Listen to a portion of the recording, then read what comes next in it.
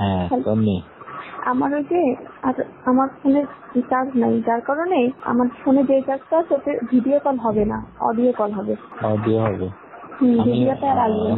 তুমি শুধু আমার বেশি প্রশংসা করছো, তোমার করার সুযোগ দাওনি। তুমি অনেক সুন্দর, তোমার এই ফিগার অনেক সুন্দর। ফিগার নিয়েই পড়ে থাকলে আর কিছু আর বলবে না। হ্যাঁ না, ফিগার অনেক সুন্দর, চেহারা অনেক সুন্দর, এত বড় টল ফিগার। আমার লম্বা মেয়েদের পছন্দ বেশি। হ্যালো, শুনছি। তুমি অনেক লম্বা না, তারপরে অনেক ভালো লাগছে, মানে অনেক ভালো লাগছে। এবার হবে, ওগুলো তো ছিল। এবার এনে রাখবেন। হ্যাঁ হ্যাঁ, আমি যখন যাবো তখন এনে রাখবেন। আর আমরা এবার লং টাইম একটু সময় কাটাবো, যাতে আমার টিকটিটা মিটে যায়, যাতে আরো বেশি ভালো লাগবে। আসলে কি আপনাদের কিছু ছিল না, আমারও একটা খুব নার্ভাস হচ্ছিলাম যদি কোনো ভুল হয়ে যায়, একটা মানে আমিও মানে যেহেতু কোনো প্রোডাকশন ছিল না, আমি বারে বারে ভাবছি যদি কোনো ভুল হয়ে যায় একটা টেনশন মাথায় কাজ করতেছিল। আর ওটা থাকলে আরো বেশি রিল্যাক্সে করতে পারবো। না তারপরেও তুমি তো আমারে সুযোগ দিচ্ছ, বললে যে বাইরে ফেলি। হ্যাঁ, আমি আমার সেকেন্ড বারে কিন্তু আমার মোটামুটি হয়েছে। সেকেন্ড বারে আর ফার্স্ট বারে হলো তুমি তোমার টেকনিকে নিয়ে নিলে, তাই না, হাতে করে। আর সেকেন্ড বারে হয়েছে ওইটা বিছানায় শুনছি। আমি না ওই বিছানায় তো আছে, শালারা তো পাল্টাইনি, ওরা বুঝবে কি হবে, বলতেও তো পারতিস। হ্যাঁ, বিছানা তো এটাই আছে। আমি এই দিকে সরে আসছি, এই কোনার দিকে। তো বিছানার কথা তো পাল্টাইও দেয়নি চাদর। বললে তো সন্দেহ করতো। হ্যাঁ সেটাই। দেখি কালকে একটা বুদ্ধি করবানি, আগে থেকে ফেলে রাখবানি, বলবানি যে চাদর পাল্টায় দাও না কেন, চাদর ডেলি পাল্টাবো, এই বলে দিল। আমার না এখন এটা আমি সেটা বুঝতে পারছি, আপনি আসলে সত্যি অনেক সেক্সি। আমার মানে ধারণার বাইরে, মানে ধারণা ছিল না আপনি এতটা হট আর কি। আপনি তো জানেন একটা মেয়ে হিসেবে আমি খুব প্লিজড। হ্যাঁ না, আমি শুনছি, শুনে আমার ভালো লাগে। আমি খুব সন্তুষ্ট, আমার যতটা চাওয়া ছিল তার থেকে বেশি পাইছি। না ভালো, আমারও টেনশন কিছুটা কাজ করতেছিল যে আমার অনেক বয়স হচ্ছে, তুমি ইয়াং পারবে কিনা। আমার এই যন্ত্রটার সাইজও কিন্তু ভালো না।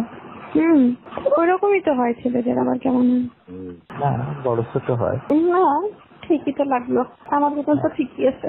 হ্যাঁ না, আমি ভাবছি এরপরে তোমার ঘাড়ে তোমার পা দিয়ে আমাকে ধরতে দেরি আর আমার কাছে যাইতে দেরি হয়নি, আমার এতটা কারেন্টের মতো আমি চলে গেছি আজকে। ও হ্যাঁ, এখানে ঢুকেই তো আমরা ওই যে আগের দিন আলাপ করে নিচ্ছিলাম না, এই জন্য আগে।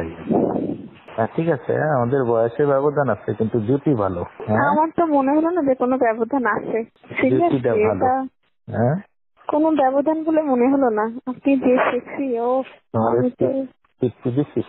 অনেক। আমি আপনাকে, আমার এখনো মনে হচ্ছে যে কেমন একটা যেন হচ্ছে আমার সমস্ত শরীরের মধ্যে।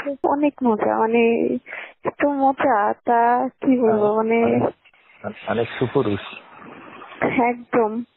যা ছিল তার থেকে আমার বেশি ধারণা হইল। যখন তোমার ফ্রি দিন হবে না, ফ্রি হবে তখন তোমার ওটা আমি ভোরে দিয়ে দেবো। তারপরে দরকার নেই রিস্ক নেওয়ার।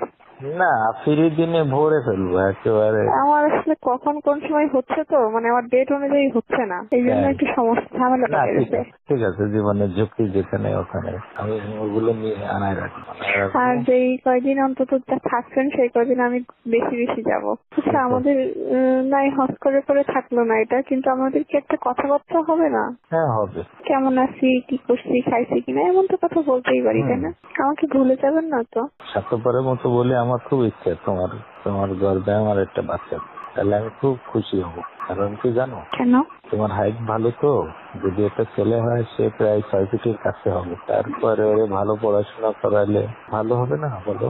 আর আমি তোমার পাশে লজিস্টিক সাপোর্ট থাকলে তোমার বাচ্চা তো ভালো বড় অনেক সুন্দর হবে। এটা দেখায় সব কিছুতেই তোমার ভালো হবে, আমারও তোমার দিয়ে অনেক ভালো হবে। তোমার নাও না একটা বাচ্চা।